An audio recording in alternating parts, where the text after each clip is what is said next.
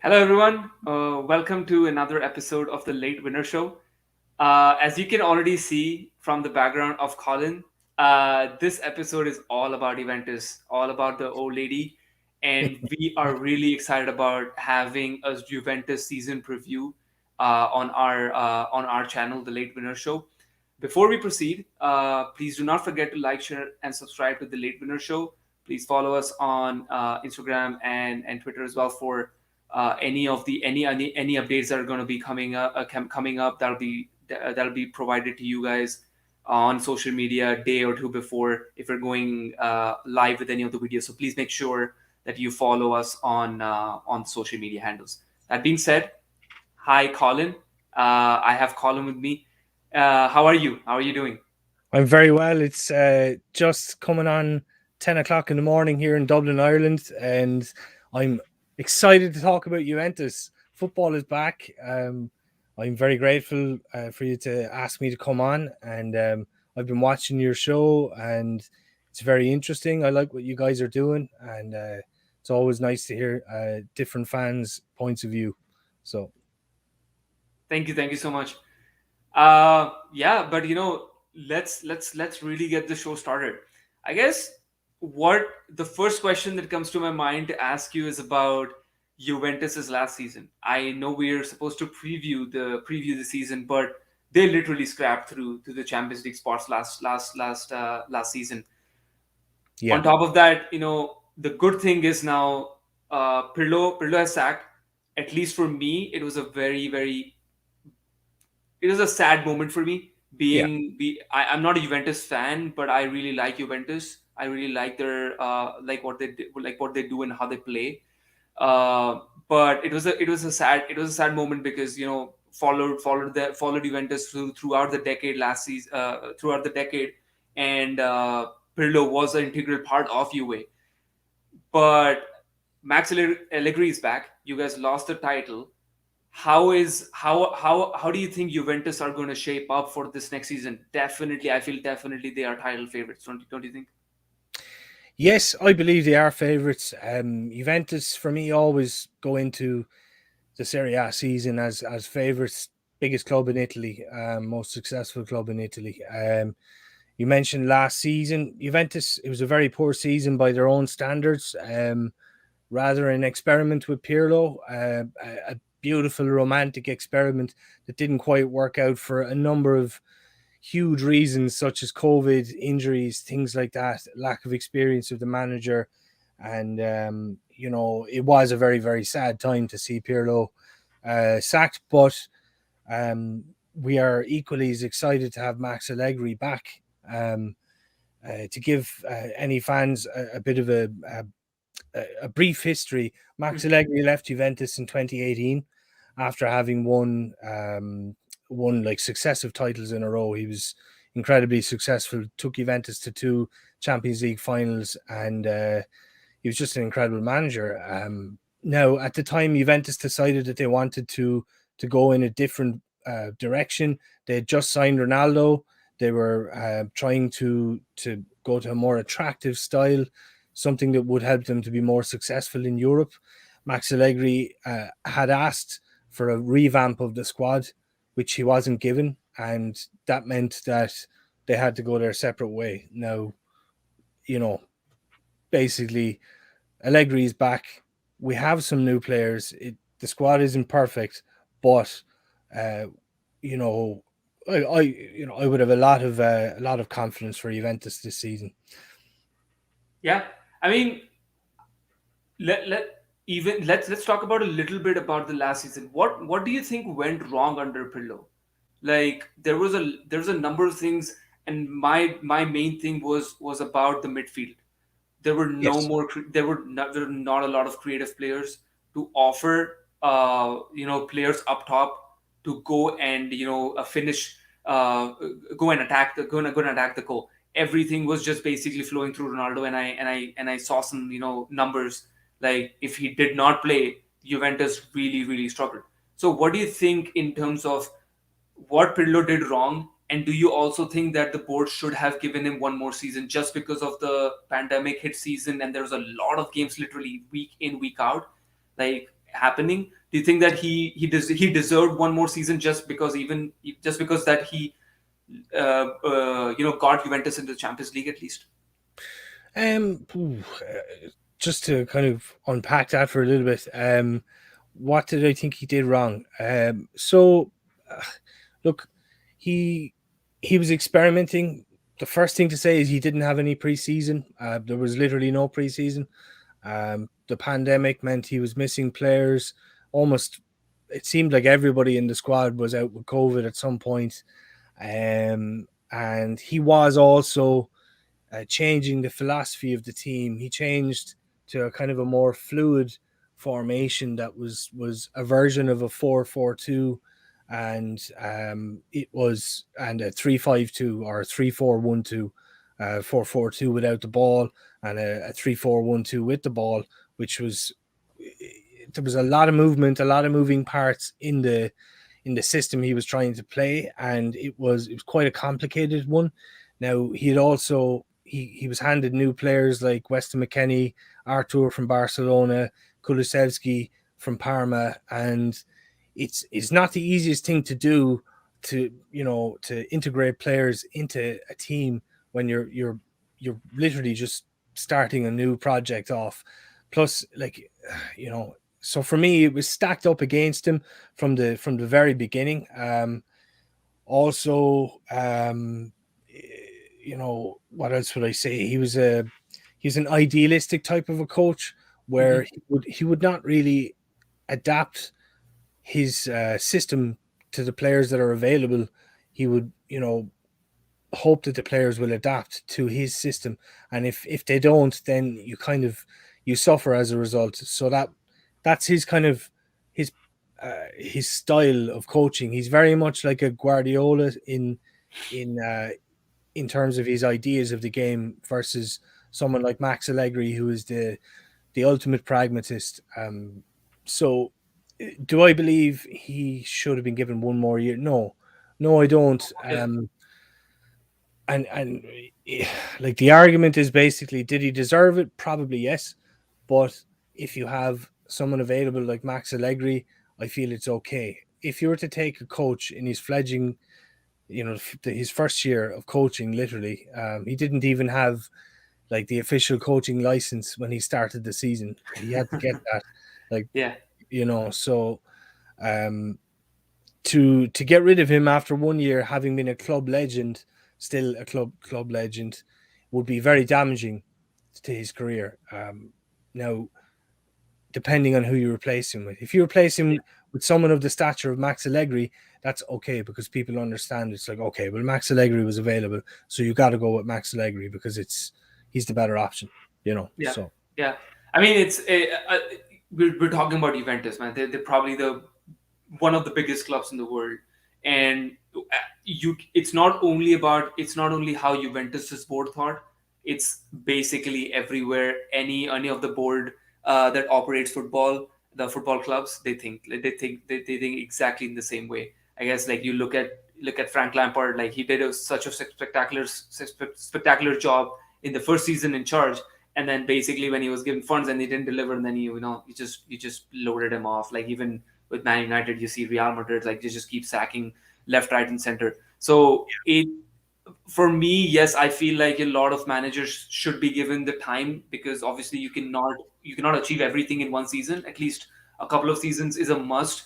At least give them three transfer windows under their belt to build a team on their own, and then probably see that if they can offer or not. But I was pretty sad. I really thought that maybe now that he's scraped them into the Champions League spots, maybe he gets one more chance. But yeah, I guess, yeah, as you mentioned, like if Allegri is available and Juventus, the way they played, I guess that probably scared a lot more people. Like, hey, if this is how it's gonna go, we really need to win the title next season. So yeah, it's better that we get our main man back. yes. Uh, that being said, about Allegri, do you think that Juventus and him are the main goal for this season is just regaining the Scudetto, or is it maybe that even just because this Ronaldo project that started 2 years ago, you guys have to focus on the other on basically the Champions League as well, and like where do you think that Juventus should probably target as this first season under Allegri, like where they should go, till what stage should Juventus go? Um, the Scudetto is the number one target. That's always the number one target with Juventus. That's just part of the DNA of the club. You, when you get to know the club and you understand, like a lot of people would have said, wondered why they couldn't focus on the Champions League and maybe forget about the Scudetto. But even last year, people were arguing this. Even after 9 Scudettos in a row, the chance was there to win 10 in a row, which is that will probably never be repeated ever. Even nine in a row may never be repeated. Like so, people don't see the significance of that, but it is massive. Inter came along, spent a lot of money. They got players like Lukaku, Lautaro, Hakimi, and they won the league. Barella also, but they're in serious trouble now. Looks like they're losing most of their players. They're flat broke. Juventus will be gunning for them 100%. So they will be looking to win the league again. And like as always, Juventus want to compete in every competition that they're in. So they will look to get to March of next year, and if they're still in the Champions League, then that's fine because you're into the next stage of the competition. The Champions League is really, it's almost like two competitions. The first one is the qualifying, and the second one is the actual knockout competition for the actual Champions League Cup. So once they're in contention for all three, the Coppa Italia, the Serie A title, and Champions League in March, then they go from there. Okay. You know, who do you think, and who do you think that the main key players for Juventus will be? Because this is a very key season for Juventus, this upcoming season. They really I'll keep mentioning this, but they really did not play well, and they really did not challenge anyone throughout the campaign. I think they had the worst record amongst the top 6 sides when they played against each other. So who do you think that are the main key players? Obviously, they already have they have a very good team in terms of like Bonucci, Chiellini at the back, and obviously the creative midfield is the midfield is lacking a little bit of the options. But who do you think are going to be the main key players in this upcoming season? I mean, just to get it out of the way straight away, Cristiano Ronaldo. So if Cristiano Ronaldo, if he's going to score 36 goals every year, there or thereabouts, he's always going to be one, if not your main player every year. So that's we don't even need to discuss that. That's obvious. Yeah, yeah. So the player that we're most excited about right now is Federico Chiesa. Chiesa had a fantastic season with Juventus last year, a brilliant European Championships, and even the other night against Atalanta, he had a fantastic assist for Paulo Dybala's first goal on the counter attack. He's just such an exciting player to watch. He's so direct. He's got so much energy. He works hard. He's got his feet on the ground. It seems there's no sense of arrogance about him, and like he just seems like the world is his oyster. He's one of those types of players. He's one of like a rare type of player that comes along where you look at him and you think this kid could really, really do a lot with his career, Yep. And he's one of the most exciting players that we have. Like some of the other important players, Matthias de Ligt at the back is a very, very strong defender. We expect big things from him in the future. Obviously, you mentioned Bonucci, Chiellini. You mentioned the midfield as well. So the midfield vastly underperformed last year. I mean, the likes of Bentancur, Rabiot, those guys are, average at best. Now, we expect Max Allegri to get a lot more out of them. In particular, Hmm. he has endorsed Bentancur in particular in public.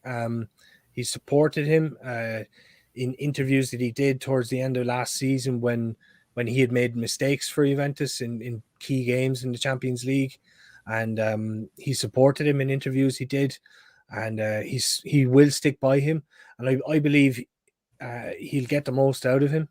Adrian Rabiot as well.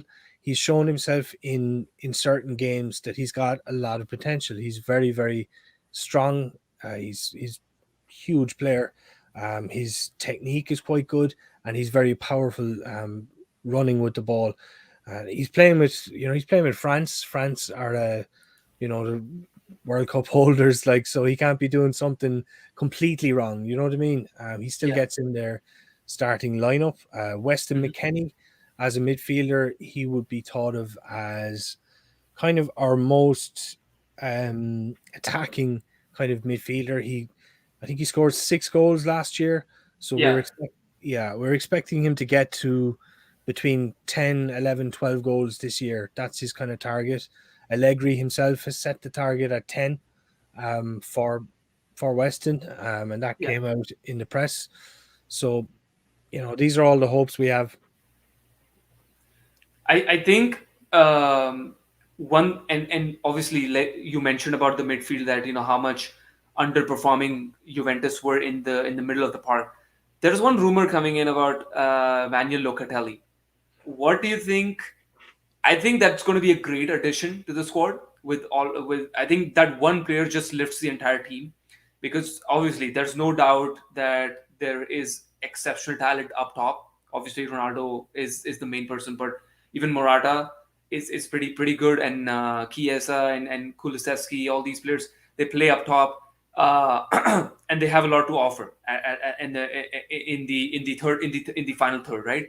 Yeah. But what do you think if Locatelli joins Juventus? What do you think he will bring into Juventus' team? So Locatelli, I mean, goals and assists, that's what you're looking at. He provided quite a lot of assists for Atalanta last year. He's very, very prolific. He does have a killer through pass in him. Yeah. He's got both feet, and he's Sorry, didn't he play for Sassuolo? oh yes, sorry, Sorry. Sassuolo. Yeah. Okay. I'm Yeah. getting mixed up here. Apologies. So yeah, I mean, he's not going to revolutionize the whole team, but I mean, he's like, if you saw his performances for Italy in the European Championships, scored 2 goals in one game. He was very, very unlucky not to get into the team for the latter stages as well. So yeah, he's not going to be the savior for Juve, although Juventus have been, and Juventus fans have been kind of yearning after him for a long time. He was supposed to join Juventus last year, and the money didn't work out. The deal didn't happen. Juventus went for Chiesa instead. Yeah. Now, Chiesa has been a massive success, but sometimes you can't always have everybody you want straight away. So it looks like the deal is going to get done. That's the short kind of answer on that. It looks like the deal will get done, but it's a complicated one. Juve are having to work out the finer details to try and get it over the line. We're not in the same kind of situation that a lot of the English clubs are, where they have huge money to spend. Like, if you look at some mid-table English teams, have a lot more money to spend than the top teams in Spain and Italy. So, which is, it seems a bit crazy to me, I'll be Yeah. honest, but Yeah. Yeah. that's the I mean, that's reality. all TV money, broadcasting money that's been flowing into the Premier League. I think they've become lot richer in the Yeah. last few years, where other teams, as you mentioned, like the top teams in the other leagues, and even the top five leagues across Europe, they're pretty much struggling. I guess I was doing a podcast with Jeremy McGann, who manages this Ligan podcast, and he was mentioning like what states what state the Ligue 1 is in actually, except Paris, of course, because they're owned by those Saudi Arabian giants, or the Qataris, I guess. The oil Uh, money, yeah. yeah. So I mean, they were saying like some of the teams might not be even able to complete their seasons. That's the turmoil that they're in at this moment. So Yeah. obviously, yeah. So and obviously, you cannot have a Juventus podcast without talking about Cristiano Ronaldo. Do you think, he was brought here for the Champions League? He was brought here for that particular project. He's definitely been underwhelming in the Champions League for so far, at least in my point of view. Do you think he needs to take the games by the scruff of the neck and start just doing what he did in the latter stages of his Real Madrid career when he left? Um, I wouldn't entirely agree with you there. I'll be honest. Okay. I felt certainly it wasn't the best year last year. Hmm. Now, uh, but if you want to go back to like a famous game, Atletico Madrid versus Juventus, the second leg in Torino, Yeah. you would it was a prime example. Like I I can't remember any other example where Ronaldo was more influential in a Champions League knockout tie, scoring a hat trick when it looked like Juventus had, been knocked out already. So that was Allegri's last season, I believe. Yeah. It was Ronaldo's first season. Now it didn't really work out last year. It didn't hasn't worked out since. But unfortunately, you can't. There's this thing in football like where you just can't buy like a Champions League. You can't buy a Premier League. You can't buy a Serie A. Like you have to. Everything has to be grow kind of organically. Yeah. You can't just spend the money and go, here's a 400 million contract Ronaldo and now go and win us the Champions League. Like you have to bring in the players around Cristiano to Yeah. make sure that the team is playing well, first of all, and that Ronaldo he's getting the opportunities 100%. But you can't always just rely on Ronaldo. Like you have to have um, and I don't mean just relying on his goals. I mean the focus of the play needs to be on the team rather than Mhm. just get the ball to Ronaldo and see what he does, because it's very easy to defend against that. You can just put an extra man on Ronaldo and you can make sure that he doesn't shoot. And if you know anything about Italian football, you know that the defensive side of things, they're very, very strong. So even the lower teams, like down the very bottom of the league, they will defend better than most of the teams in the Premier League. Like Yeah, yeah, definitely. it's no joke, because they defend as a unit, and it's obvious if you're just going to play with Ronaldo. So the fact that we have Chiesa now, who's playing really, really well, Dybala is fit. Paulo Dybala is a massive. He's almost like a new signing for Juventus, because last year was such a poor season with COVID. He had a virus. He was also out with a serious injury then as well. Injury. Hmm. And so he's almost like a new signing. But yeah, I think it could be another good year for Cristiano. Cristiano will probably score 30 to 35 goals. And um, the only thing that I'd like to see Ronaldo step away from the free kicks. I don't know if you guys agree. I know you're a big Ronaldo I fan. agree. I You agree. I agree. okay? Yeah. Yeah, for me, it's a bit tough to watch because his technique doesn't really allow for him to score that many. He tends to hit them into the wall a little bit too often, and we have other players who are very, very capable. Paulo Dybala has a fantastic left foot, and it's something that could be worth 5 to 6 goals every year to you. So if you're not playing well, you can still get a goal because of if you have a specialist free kick taker. So we would like to see. I would like to see Dybala take more anyway. So Yeah. I mean, I would really like if Dybala can actually, play more often, because that boy is like like he's a really, really special kid, yeah, and he doesn't get the time enough time. Even when you look at Argentina, like he doesn't get the time to play over there as well. So it's sad to see now. You don't see that kind of a player on the pitch that more often than he's supposed to play, than he's supposed to be on the pitch. You mentioned one of the really really good points, and I just want to reiterate that the Italian football, like even like the number 20th side will probably defend for their lives. And that's one of the conversations that a lot of people have, like, hey, Ronaldo probably is not that great of a player now since he's moved to Juventus. Look at his goal tally, like a number of amount of goals that he used to score in La Liga. But La Liga and Italian football is totally different. It's very completely. physical. It's very physical in terms of like, and it's a very defensive minded league where you cannot go to a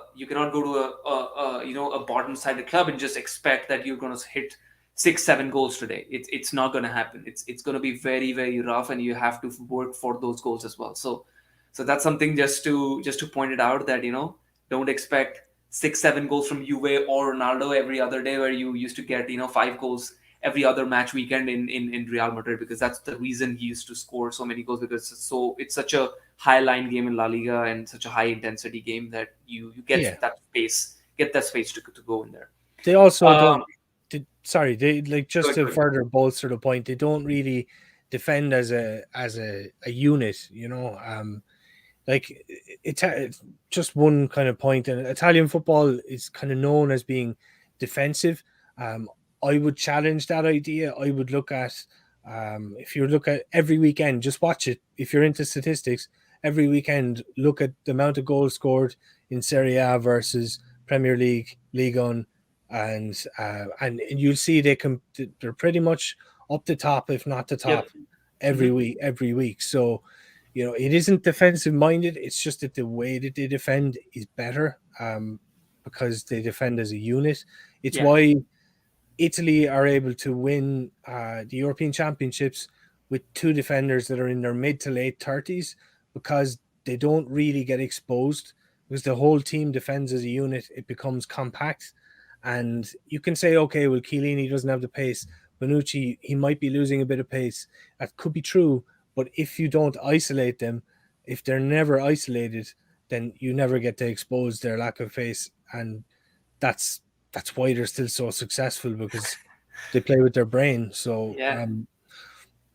We keep talking on our podcast saying that those are probably the two last defenders of Italian football where we kind of see those kind of players.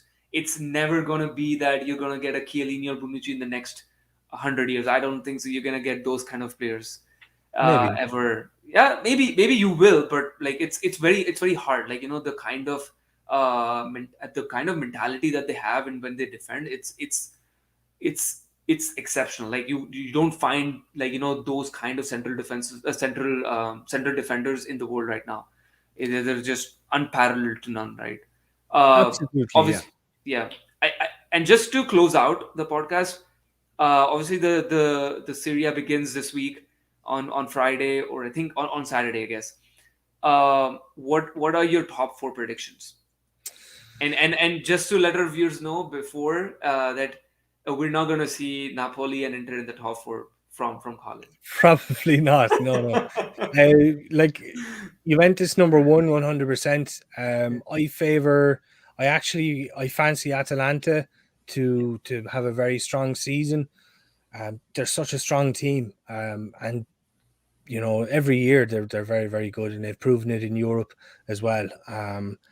So I mean, honestly, I probably will include Napoli in that, and maybe Milan. So I'm going to go Juve, uh, Atalanta, Napoli, and Milan. Although one caveat, it's his first season back, but Jose Mourinho he's been successful in Italy before, and you never know. He could do something. He could do something. I mean, That's an outside. he's been doing pretty well in the preseason, and I'm seeing their games, and Yeah, they're doing yeah, pretty well. So, and I guess that again, go back to that defensive, the defense question that we just talked about 2 minutes ago. He knows how to play in that system, and he was successful with Inter Milan when he came here 11 years ago.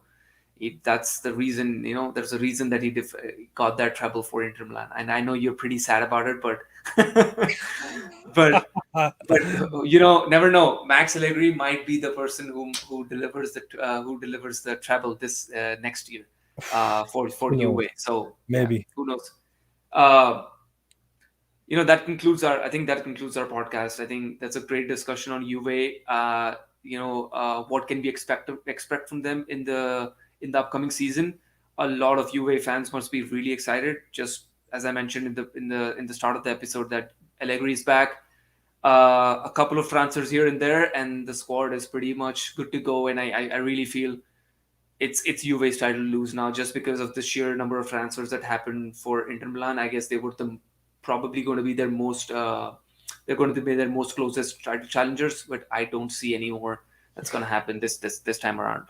So Yeah, definitely, I think I definitely feel like Juve is probably the title favorites as of now. Um, yeah. So before we go, please again like, share, and subscribe to our channel, The Late Winner Show.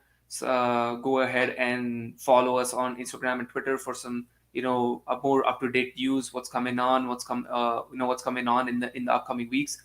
Obviously, go check out Colin's channel as well. We'll leave the links in the description below. He has some great Juventus content that goes on his channel. So if you're a fan of Juve, go out, check out his channel, and he keeps on having. I think you keep on going on Twitch as well. So if you are interested in an all Juve podcast and all Juve news, please definitely go and listen to his channel and subscribe to his channel as well. thanks very much. Very nice to be here, and I wish you all the best for the season and your channel. Yeah, thank you so much, Colin. Thank you so much for joining, and good night. Ciao.